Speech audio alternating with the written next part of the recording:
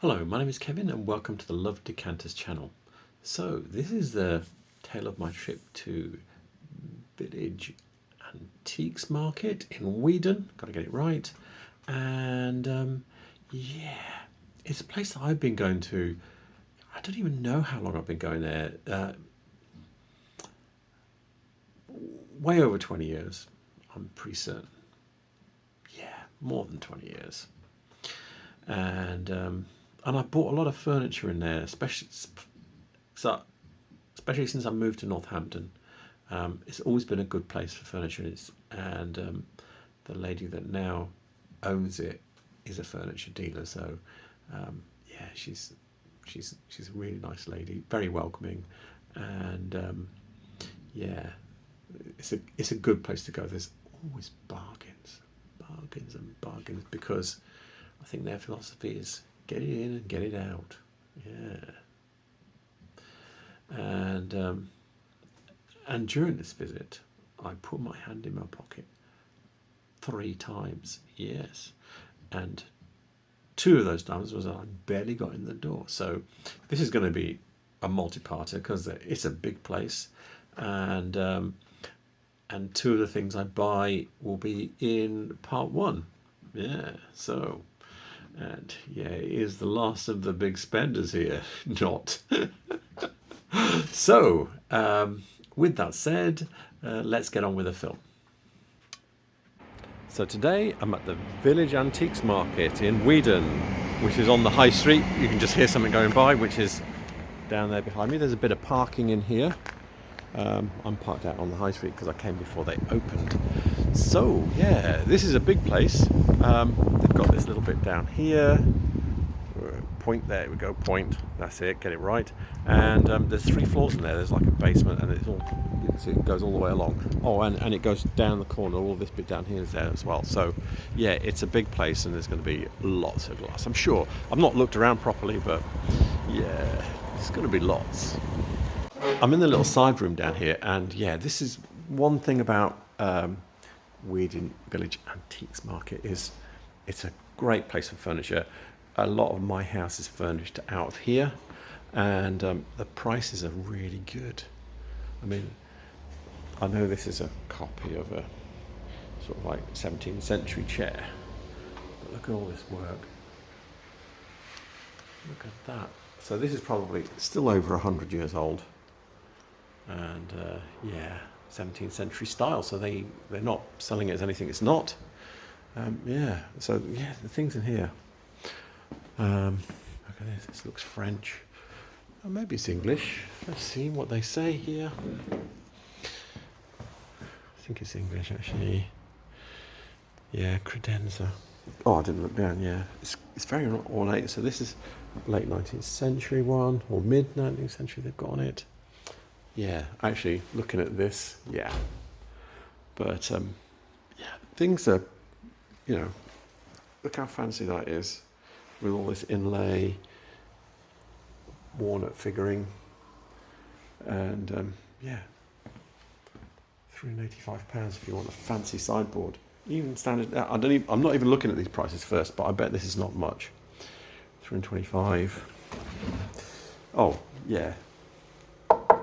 It's mahogany lined, so this will last forever, for the rest of your life. So yeah, that's where we're at with this kind of stuff.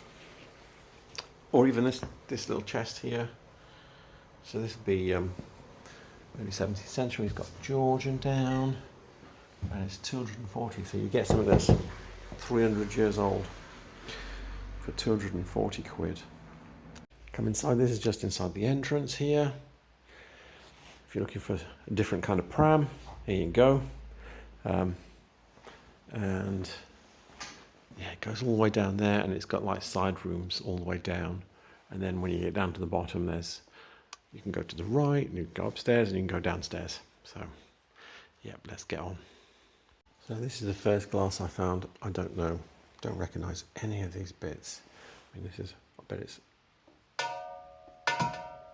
Oh, something's touching it. This looks like it's It looks like Davison's Chippendale, but it's not. Can you see? Wait, the way the edge is, it's got a bit of scallop, but that edge should come right up to the top, and it doesn't, so I don't think that is that. And this colourway looks like Whitefriars. It's got a pontal, yes. It's got a lot of wear. Looks a bit pre-war kind of thing. I don't know if it is Whitefriars or not. I don't recognise it. Yeah. So I might try and find that. This is the whitefriarsglassworks.com website and it's the catalogue from 1938. So there's bits of the Whitefriars catalogue that people are not very excited about, and myself included. And I thought, because it's not a very exciting piece, the colour looks right. Maybe it's one of those. I mean, let me show you. This is a page not many people are excited in, but this is that kind of thing that we were looking at, but this is not it. So yeah, I've had a look and it's not there. It might be a different year because we've got like 1931, 1938 and 1940. And it could be from the 20s, in which case we're done. So yeah, I don't know. The colourway looks so much like Whitefriars Golden Amber. Yeah, I don't know. But it was only a £5. So even then, for something, I think it's a pre-war lead crystal compote of the period, I think £5 is a very good price. A couple of little paperweights in this bit here.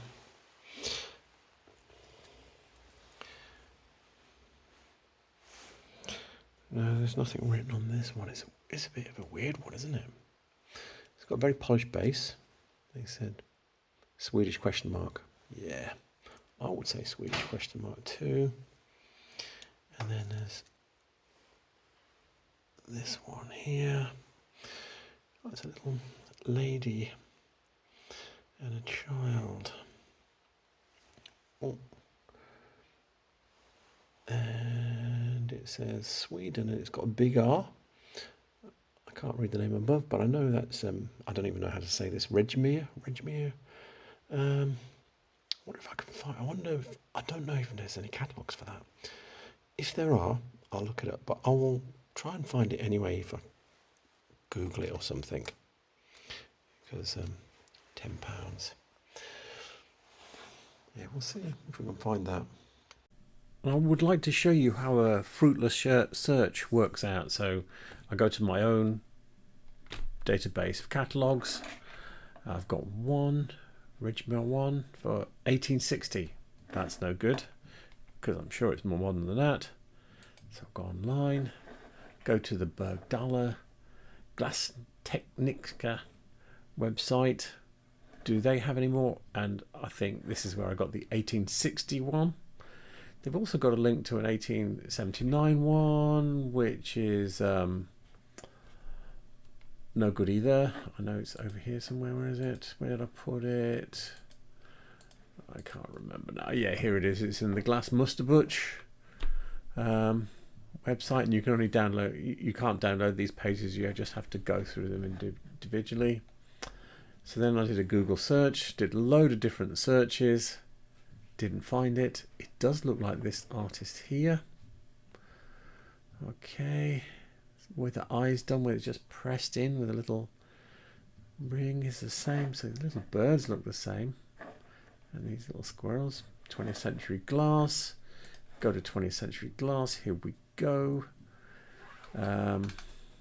Yeah, so he's got these little birds. He's got the same label on, and he.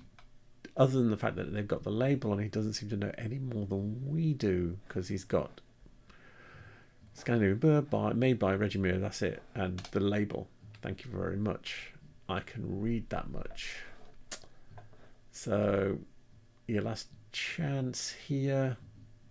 This label looks paper, so yeah, so that's not going to be a modern label.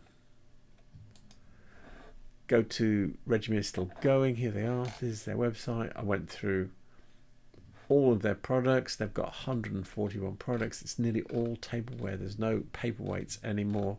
It's some bowls and tea lighters, but it's mainly just tableware, glasses and jugs and decanters and stuff. Yeah, so that's how it goes. That's how you fail to find something. There's a whole bunch of salts here, open salts. That one's a bowl, that's pressed. Yeah, there's a mixture of pressed and cut. This one's like cut, but it would probably have been this shape roughly, a bit like this one here. You see how this is? See, the top is is pressed, but you can see it's got facets. Yeah, that would have started out like that. This would have started out like that, and then all they've done is polished down the facets. I'm trying to see if there's anything I can spot that might be earlier. That might be. This one looks earlier because colour. Can you see the colour compared to this one and this one? Compared to the brightness of these ones. Yeah. No, nothing's jumping out at me. Actually, having said that, this one.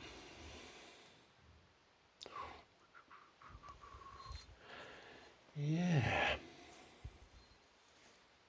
I think this one. Look at that wear on the base. I think this one looks Anglo-Irish, Regency, pound. This one's coming home with me. So here we are. This is what I bought for my pound.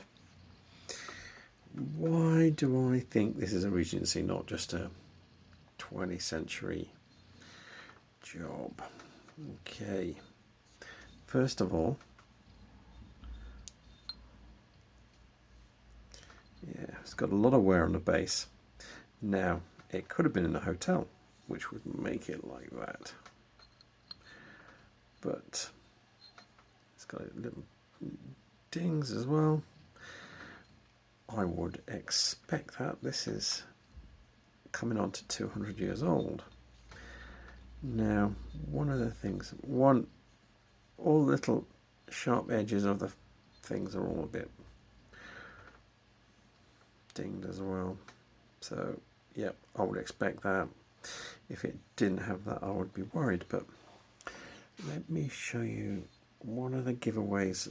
Now, not all Regency glasses like this, but this cutting here is called strawberry hobnails, where they make a hobnail, they chop the end, smooth the end off, or they might have cut it not deep enough to make it into a complete point. Yeah, and then they put little cross hatching on the ends, which is really labour intensive. But look at the difference in that one's kind of thicker this end, narrower here. Then you've got a small one, and then it gets bigger again. And you know what I mean? And there's a small one, and that one's sort of like smaller, it's more pointed. It's not a square. If you put it on its side like that, you can see actually when you put them on their side, they're supposed to be diamonds, right? When you put them on their side, none of them are proper squares. Look at this one; it's really whacked out there. This one's really whacked out there. That one's squarish. This one is kind of a bit more rectangular. This one's difficult to make into a square. It's got a pointy end. You can see none of them are proper squares. And then when you look at the lines that have been carved into them, they're not very accurate either. So this is what cutting was like back then. It has a certain wonky quality to it. When you look at it really close, it always has a certain wonky quality to it, which is its own charm. Okay, very few pieces are really as well cut as modern glass, because the machines just weren't you know, the bearings and all this kind of stuff for doing this wasn't as good. And yeah, and this was acceptable. It's not acceptable on modern glass, but it was acceptable 200 years ago. It has the look. So, and why do I think it's Anglo-Irish? For that, I'm going to have to get a book out. This book is called Irish Glass by Phelps Warren. It's one of the best Irish glass books you can get. I did do a review of this book, and you can see it's got the same little fan fold edges with a little cutting, and then this one's got more of a diaper, but it's still got the, like, the hobnails, strawberry hobnails. You've got another piece over here which is a bowl in two parts, the same edge and the hobnails. You've got another bowl here, same edge, hobnails. So yeah, this is a feature. If I go, let me go to the back and I'll show you something else. So yeah, so at the back of the book there's these factory drawings from Waterford, and I think these are from the 1830s, if I remember rightly. And you can see the little fan fold edges. Lots of the bowls have got these little fan fold edges. It's a relatively common feature. Even this one over here has it. Can you see? Yeah, fine hobnails there. So yeah, it's a feature on Irish glass. I'm not saying all Irish glass have it, and it's not exclusive to Irish glass, but it and the strawberry hobnails is something that they do. And if I was to go back through the book, I could find other examples of either strawberry hobnails or little fan fold edges like this on little bowls and things like that. In fact, I think I've got one myself somewhere. But anyway, yeah, so I think it's like about 50-50 that it's going to be Irish, or 50 that it's English. But yeah, that's why I'm saying Anglo-Irish. This is interesting. 1965 maize vase. I've not seen that before. Looks very Czech. Let's have a look underneath.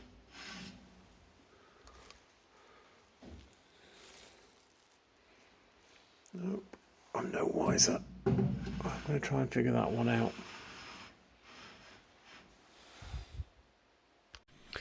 So, I thought it was Czech. I went to 20th Century Glass, didn't find it, found something similar-ish. So, did some Googling, and yes, so it is a maize vase. It's Sklo Union maize vase by, what's his name again? František Wisner from the 1960s. The prices on here are all over the shop. So the cheapest one I've seen is for £24, and the most expensive one is for 141. Yeah. 45 looks like a decent price. There's kind of like between the 35 to 55 seems to be more common, and then there's outliers. So yeah, it seems to be on the money. You can see there's a lot of people saying that's what it is. I'm hoping they're not being lemmings and everybody naming it the same thing. Looks like it does come in turquoise as well, because that looks like it's the same one. So yeah, I think I've pinned that down. I need to get this book probably, but anyway, I think that's what it is, and I'm happy with that. Looking here, this looks very French, because I saw a lot of these in France. This looks like a Irish master salt with a turnover, but it's very bright and new. So it might be Waterford, you know, sort of like post 1950. Something like that. That's what I think. This is the replacements.com website, and sometimes you're either really smart or really lucky, because I wasn't certain, but I just went into here and I typed in glass turnover bowl, and here it is, this one here. That is what we were looking at, Waterford crystal. And yeah, that is the exact same bowl. And yeah, it's $149. It's probably about 130 quid. Yeah, that is a really toppy price. Let's see. Let me just try and find it. Let me stop a second. So I did a quick Google and found them. £103.94. These are all in the US. 66, 55. Are there any more? No. Anyway, the one in Weedon Village Antiques Market was £8. So looks like a bit of a bargain, really. This is a really unusual rib molded decanter. So yeah, so this fits into this sort of like 1845 to 1900 slot, £25 with the original stopper, and then pillar cut, little pillar cut, £8. So this is Regency. Yeah, that might be coming home with me. I'm going to see what else I see. But that's really cute. Look at the edge. Can you see the little flourish on the edge there? That's extra quality. So the answer is yes, I bought it. And here it is. It's a little pillar cut. I don't have a book for this, but the pillar cut fits it into that 1820s, 30s period, because that's about the time they did it. Look at the cutting goes right underneath for that extra quality, because pillar cutting is very laborious process. And yeah, they cut a groove and then they smooth it out, and that's how you make these pillars. These ones are a bit flat on the top, actually, just noticed. And then yeah, they come around underneath, so they've cut all of this out and smoothed it to make this rounded feature, and you can see they've cut it off at the top. So I believe this is a perfume bottle. It's like engineering. There's no wobble in there at all. The lid is pillar cut as well. Look at that. Needs a wash, but don't we all? Yeah, that is.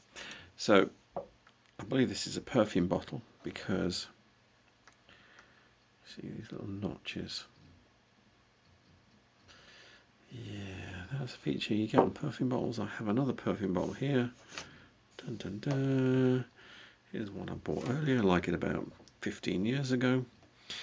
And the stopper has a similar kind of shape to it. Apart from that, this is not pillar cut, but the body of this is, yeah, it's kind of pillar cut, but with grooves in the top of it. Pillar, non-groove, and then it goes underneath. Yeah, it's got that extra quality, even more quality than that one probably. And then, but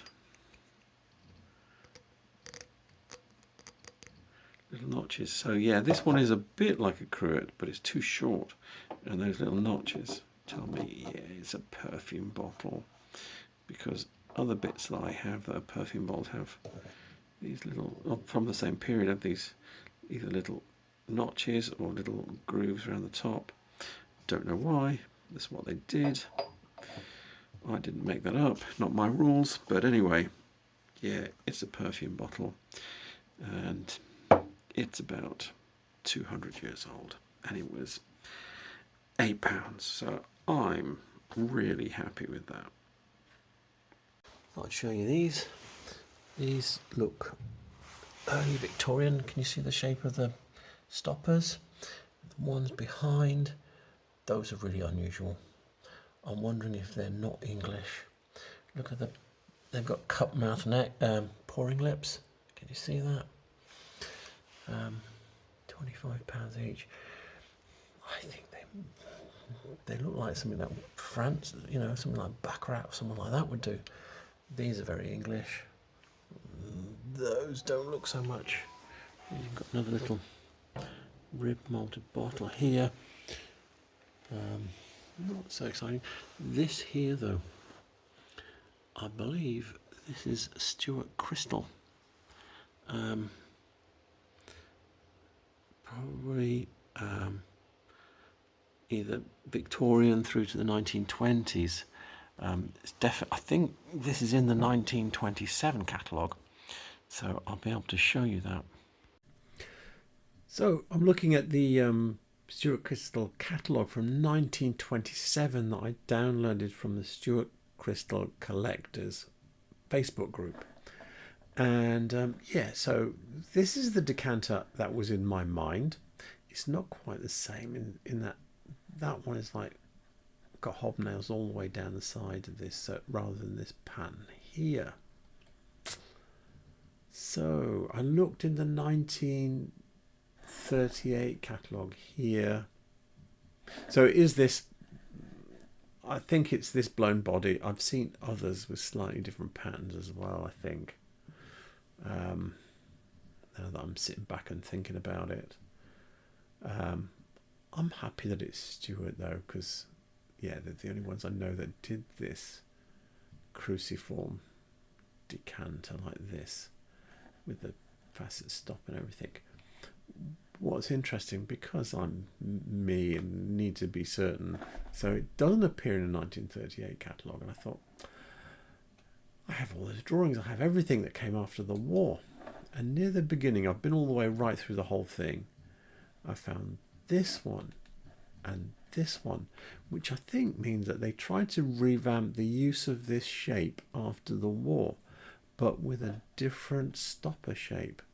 Now, these stoppers, so the ones where you've actually got a facet all the way round, you would have probably molded them with a facet and then polished each of the facets out, which would have taken a bit of time.